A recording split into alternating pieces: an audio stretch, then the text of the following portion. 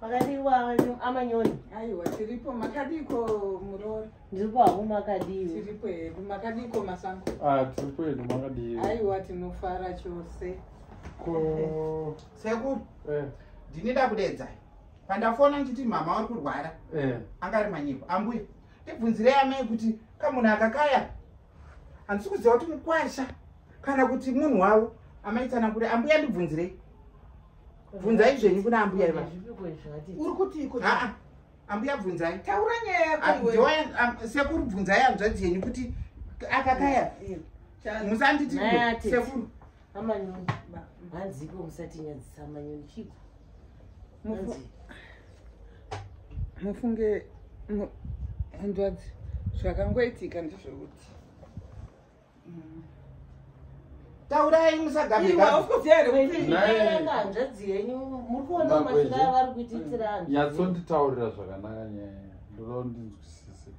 Uyo ndiani goyo? Usikuda kutaura zviri kufamba sei? Zvinoitika.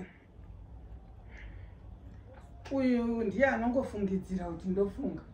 Ini ndine chingoti wangu mukwasha wangu. Sekuru musambonyepirwa. Ndakasvika muno vakati uyu akaturika gombo rake pana amea. Ndikamboya futi vakagara apa uyu.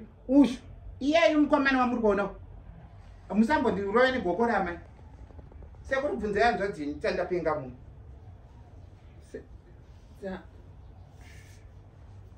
Nhasi abva kurarwa pano. Ende hamusi kutombodzokera sekuru vasina mbotaura kuti uyu ndiani. Ndiri pano. Ambuya taurai zvenyu. Bvunzai muraura wenyu kuti uita munhu ndeuko. Nhasi. Usati nyadziseka makuchi. Zvimwe zvachona ndichingovengwa. Muchivengwa chirudziko nayo iyo atete. Ndiani zvitaurai kuti ndiani. Kwewe ndiwani. Iwe pindura iwe. Ndabvunzeika.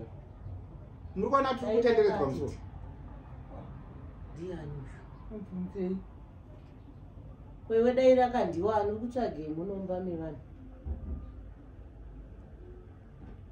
Yazotandara. Ishamwari yako baba. Akatanga rini ko shamwari netukomana naye atete. Kuchidiki tukomana twakadai. Muri kuzviona ambuya. Muri kuzviona.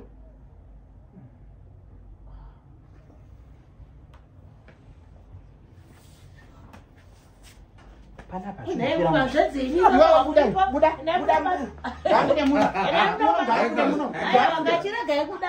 ambuya toka nyaya kuti sekuru musambo yave makagara. Chiragai kudaro. Vakumudzivirira iwe mukomana ndo. Chiragai kudaro.